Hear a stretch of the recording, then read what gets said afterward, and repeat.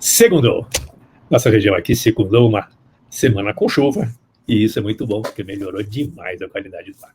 Mas hoje deixa eu contar um caso para vocês, e pena que no meu tempo não tinha o 57 em 7. Como assim?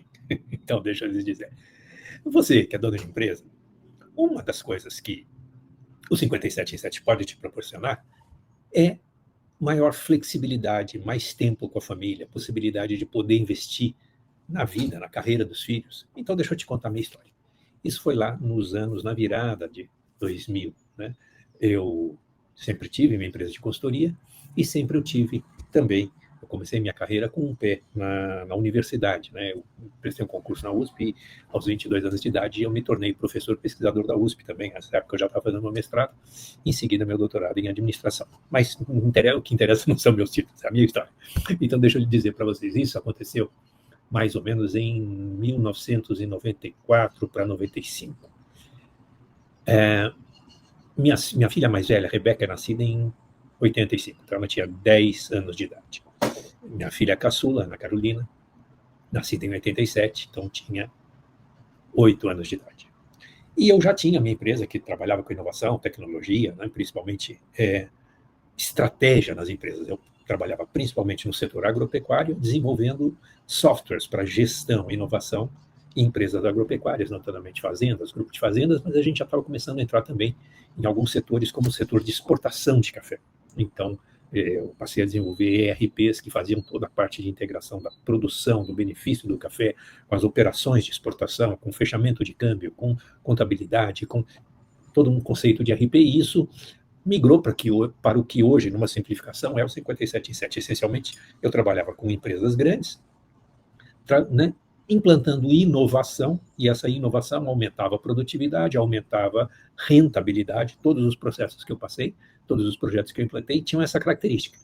Em 1 ano, 2 anos, 3 anos, 5 anos, a gente aumentava o faturamento, aumentava a lucratividade, aumentava o crescimento da empresa. Então, esse era o meu core business. Então, meu pé nessa época na universidade, inclusive até 94, eu tinha saído da USP.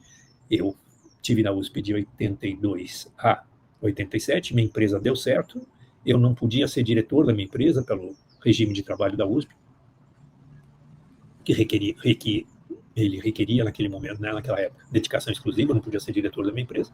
Então eu pedi demissão da USP, continuei fazendo meu doutorado e fiquei só na minha empresa. O que para mim era um sonho, era legal, eu tinha projetos bacanas, a gente fez coisas muito interessantes nessa época, quando o Collor assumiu em 90, né, ele abriu a economia, eu passei a representar a Austin Computers, que era um spin-off da Dell, e passei a importar computadores para os meus clientes. Foi um período muito bacana, mas eu tinha uma característica, a minha rotina de trabalho. Então, normalmente, eu passava aqui em Campinas, o fim de semana, passava a segunda-feira para planejar as atividades, minha equipe, né? Tinha equipe de desenvolvimento, equipe de vendas, então me reunia com a minha equipe, com, né, gerente de vendas, atendimento, meu pessoal de programação, e normalmente terça-feira de madrugada eu pegava um voo, normalmente aqui de Viracopos, conectava em Congonhas, São Paulo, e ia para o mundo, né? Ia atender meus projetos, outras vezes que eu ia direto para o interior, às vezes ia de carro, saía direto aqui para o interior de Minas, interior de São Paulo, mas sempre era terça cedinho eu vazava. E ia voltar para casa só na sexta noite ou no sábado. Então, eu tinha uma rotina que eu passava a maior parte dos dias fora de casa. Minhas filhas, crianças, minha esposa dentista, ok, a clínica que eu consegui na segunda-feira supervisionar, ajudar a fazer, etc. E ela, minha esposa sempre foi muito empreendedora, dedicada e etc. Sempre deu bom, deu sucesso. Enfim, quando chegou 94, eu tive uma percepção de consciência, que era o seguinte: eu estava sendo ausente da vida dos meus filhos, das minhas filhas. Eu estava passando só o fim de semana com elas. Durante a semana, né, o que está acontecendo na escola, o que acontecia no inglês, o que acontecia no balé, na natação, eu não estava sabendo. Eu só estava com o pai aqui nos fins de semana. E daí o que eu pensei foi, poxa vida, trabalho eu vou ter para sempre. Mas a adolescência das minhas filhas vai ser uma vez só na vida. É agora. Ou eu vou perder. E nesse tempo, se existisse o 57 em 7, se existisse tudo isso que você tem hoje, né, que é trabalhar remotamente, poder ter consultoria, pela internet, poder ter assessoria pela internet, poder tanto receber como dar, fazer cursos, treinamento, tudo sem precisar sair da sua cidade, sair do seu escritório, sair da sua empresa. Se existisse isso lá em 94, né, minha vida teria sido outra. Então, o que eu tive que fazer? Eu tive que juntar o quê? A ameaça com a oportunidade. Deu certo. Mas, basicamente, eu já era doutor em administração, eu já tinha, né, esses projetos, a Votorantim já era cliente nosso, a Laboratório Axê já era cliente nosso, os grandes exportadores de café já eram clientes nossos, eu tinha projetos regionais aqui com o pessoal de produção de leite A, com empacotamento e vazamento de leite A, então a gente já tinha uma clientela consistente e boa. Mas para eu mudar, então, essa dinâmica, o que me valeu era que as universidades estavam se adaptando a uma nova fase, foi quando começou o Provão, e as universidades precisavam ter pelo menos 1/3 do seu corpo docente com mestres e doutores. E o curso que mais tem no Brasil são 2, administração e direito. Então, toda universidade que quisesse consolidar o curso de administração precisava ter mestres e doutores. Não era só mestres, precisava ter uma carga de doutores. Aqui no estado de São Paulo, em 94, eu era praticamente o único doutor em administração que não estava ligado a universidade nenhuma. E eu era recém-doutor, né? Então isso quer dizer que eu tinha muita força, né? Jovem, juventude. Eu defendi meu doutorado em maio de 92, então já era doutor, tinha produtividade boa, mas não estava ligado a nenhuma universidade. E daí surgiu a oportunidade, as universidades precisando de qualificar o corpo docente delas, e eu com disponibilidade para me vincular a essas universidades. Então foi aí que eu fiz uma transição, olha só, eu fiz uma transição de cliente. Olha que louco. Então eu mexia com inovação, com sistemas, tecnologia e inovação em empresas em geral. Eu transicionei para mexer, para trabalhar assim, com inovação nas universidades. Então eu entrei primeiro para a PUC aqui de Campinas, para a Universidade de São Francisco, aqui de Bragança, e dali a pouco também para a Unip.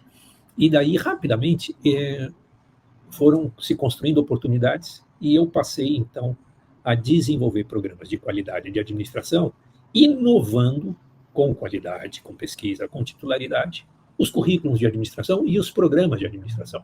Então, isso foi a partir de 94, 95. Em 99, eu implantei, né, eu coordenei a implantação do primeiro MBA do Brasil. Então, era um MBA em convênio com a Universidade Estadual da Califórnia, que era, na época, a maior universidade em número de alunos nos Estados Unidos. Nós fizemos um convênio com o campus dela, o campus que é São Francisco, hoje é East Bay, Califórnia.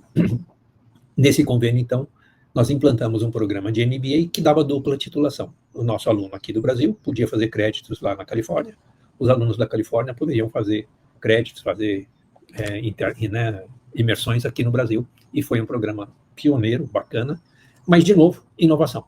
Então, tudo isso que eu quero contar para vocês, compartilhar com vocês, tinha uma razão, e a razão não era econômica. A razão não era do mercado, a razão era minha. Eu queria ter tempo para viver a adolescência das minhas filhas, como pai, como esposo, estar junto. E foi o melhor investimento que eu fiz na minha vida. Houve essa adaptação, houve essa mudança, mas a partir de 95, todo dia tomava café, né, em casa, levava as crianças para a escola, vinha para a empresa, normalmente almoçava com as crianças, às vezes eu ficava no começo da tarde aqui, daí eu ia para a universidade. E daí eu passava, né, saía daqui, ia para a universidade, mas andava no máximo 60, 50 quilômetros, às vezes a universidade aqui da própria cidade, à noite eu estava em casa. Então mudou minha rotina, mudou a qualidade de vida minha com as minhas filhas, com a minha esposa. Eu estava presente, estive presente, é super interessante que eu juntei meus netos também, mas eu e minhas filhas, a gente lembra de histórias divertidas desse tempo, como o tempo que a gente contratou o Oscar para nos dar aula de espanhol. Então a gente tinha uma aula logo depois do almoço, acho que era segunda e quarta, terça e quinta, com o Oscar nos ensinando espanhol. Os alunos eram eu e minhas 2 filhas.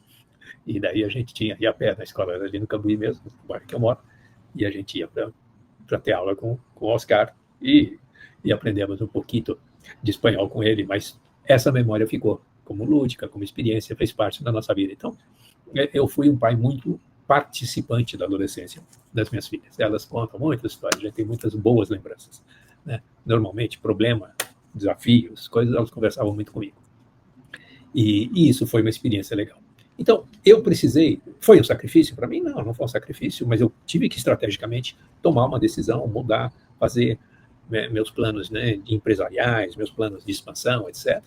Eu joguei para o futuro, para os meus clientes de software, né, a gente foi transferindo os códigos-fontes de todos os ERPs que nós tínhamos e ninguém ficou na mão, e eu fui saindo desse setor. E segui no setor com universidade, com mentoria, e passei então a desenvolver projetos para universidades. No auge aí, em volta do ano 2000, eu tinha na minha carteira a Unimonte, que hoje é do Grupo Ânima, a PUC ainda era cliente minha, a Unip era cliente, a São Francisco foi cliente, a Universidade de Mogi das Cruzes, a Trevisan Business School em São Paulo, o CEUNSP aqui. Então, foram programas. Aqui, a São Leopoldo Mandic, que a gente fez um projeto sensacional, que foi o primeiro MBA para dentistas, né? O primeiro MBA em saúde, em gestão e marketing e estratégia na saúde.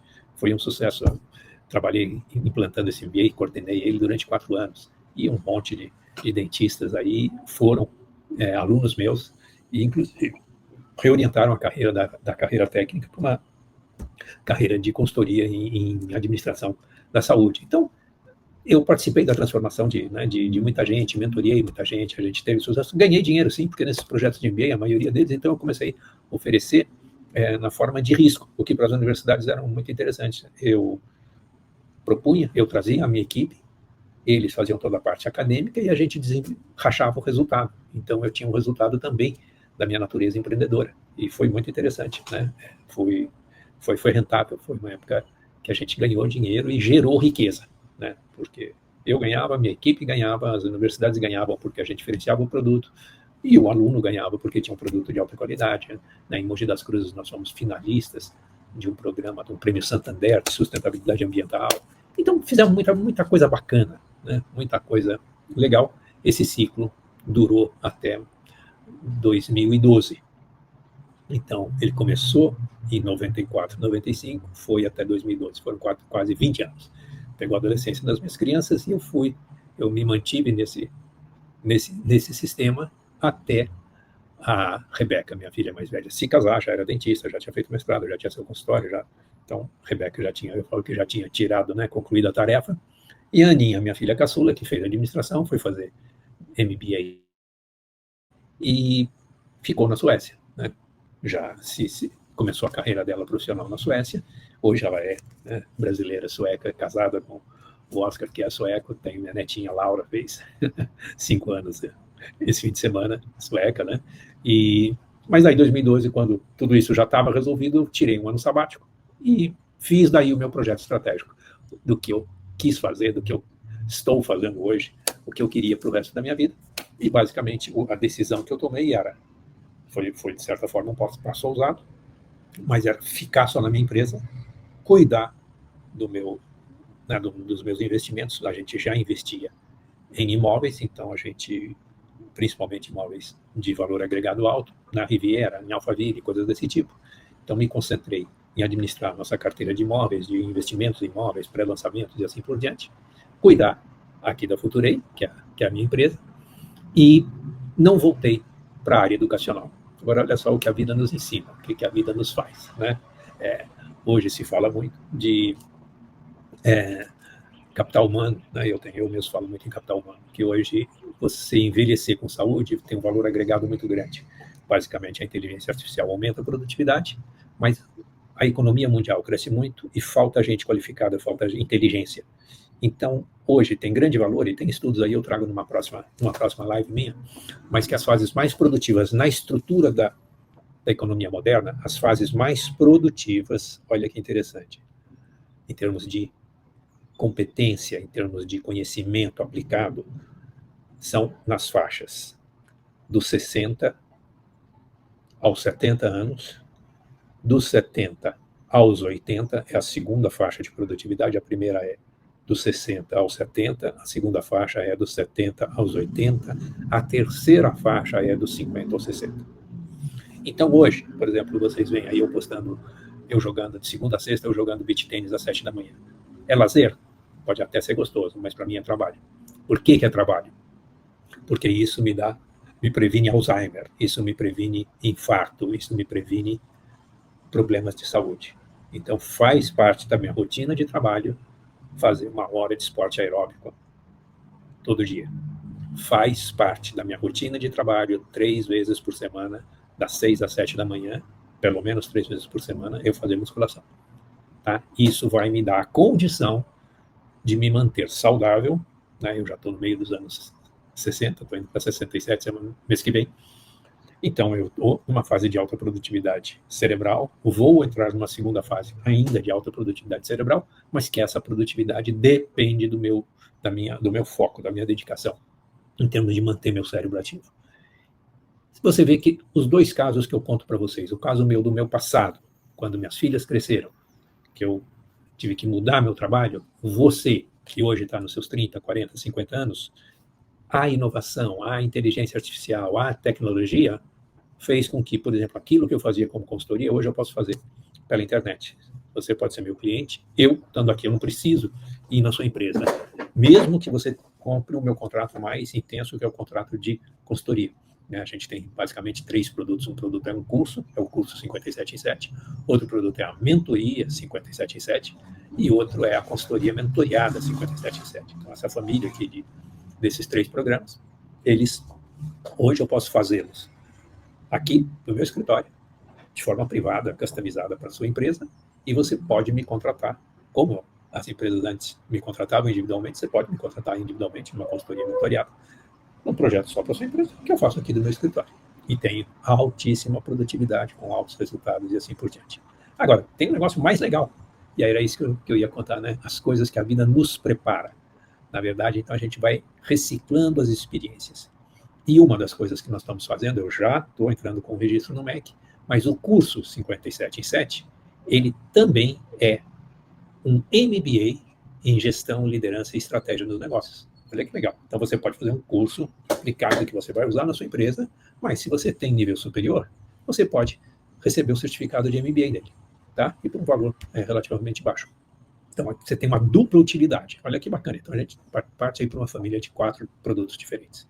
Enfim, então o que eu estou compartilhando com vocês é que você que está me escutando aí, que é de uma geração mais nova, que tem menos que 50 anos, você pode, sim, aumentar a sua qualidade de vida, não só a sua saúde, mas a sua saúde familiar, a participação da vida dos seus filhos. Não é para monitorar. Hoje, eu normalmente, quando trabalho com jovens, eu diagnostico que o grande problema, é comum a gente ver diagnóstico de hiperatividade, e eu aponto que a maior característica não é hiperatividade, a maior característica comum hoje são crianças que não têm pai.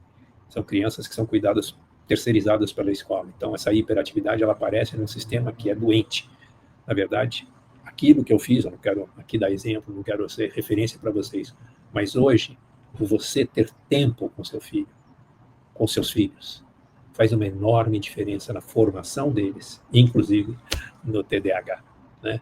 Seu filho não vai ter TDAH se você tiver ajudando, participando da educação dele. Você vai praticar esporte com ele, você vai viajar com ele, você vai ter interação na família, você vai poder dar carinho, amor, sem culpa. Experimenta, estou te convidando. Se você ainda não se engajou em nenhum dos nossos produtos do 57 em 7, venha assistir uma aula gratuita minha, já está marcada, dia 2 de outubro. Às 8 horas, eu vou estar dando uma aula gratuita, em que eu vou mostrar o passo a passo como eu fiz 57 em 7 na minha empresa Riviera Brasil, que é renda passiva em imóveis, como eu fiz 57 em 7 na doutora Malu Franco, odontologia personalizada.